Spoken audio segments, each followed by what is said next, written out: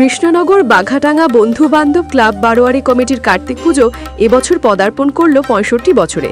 পুজোর বাজেট রাখা হয়েছে প্রায় ১,৮০,০০০ টাকা। ক্লাব সদস্য ও এলাকাবাসীদের আর্থিক সহযোগিতায় সুবিশাল প্রতিমা, চিত্তাকর্ষক আলোকসজ্জা এবং বিভিন্ন বাদ্যযন্ত্রের ব্যবস্থাপনার মধ্য দিয়ে কার্যক্রম মহাসমারোহে সম্পন্ন হচ্ছে পুজোটি। পুজো শেষ হলে সাঙের তালে তালে বর্ণাঢ্য শোভাযাত্রার মাধ্যমে কার্তিক ঠাকুরের প্রতিমা নিরঞ্জনের উদ্দেশ্যে কদমতলা ঘাটের পথে রওনা দেবে বলে উদ্যোক্তারা জানিয়েছেন। সূচনাকালে সাধারণ আকারে শুরু হলেও বর্তমান ক্লাব সদস্যরা পুজোটিকে নতুনত্বের ছোঁয়া দিয়েছেন।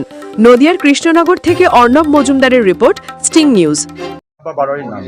আমাদের বারোয়ারির নাম বাঘাটাঙ্গা বন্ধু বান্ধব ক্লাব।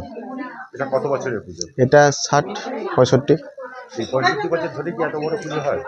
আগে আমাদের বাবা বা মামারা করতো, এখন আমরা করছি। আমরা যবে থেকে হাত দিচ্ছি তো বড় করেই করি। এবছর বেশি বড় হচ্ছে। এবার আপনাদের বাজেট কত?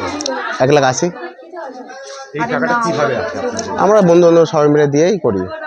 আপনাদের ঠাকুর ভাসান বা কি ব্যবস্থা করেছেন? আমাদের ঠাকুর যাবে সাঙে, তার সাথে ২০টা ঢাক যাবে। এই তো ইয়ে করেছে। মানে কোথায় ভাসান যান? কদমতলা ঘাট, জলঙ্গি নদীতে।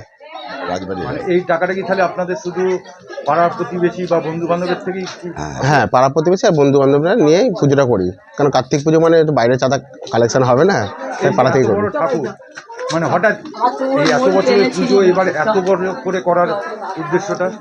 এত বড় উদ্দেশ্য হচ্ছে জগত্রী পুজোর পরে এই প্রথম সময় পেলাম, অনেকটা দিন, ১৭ দিন সময় পেলাম।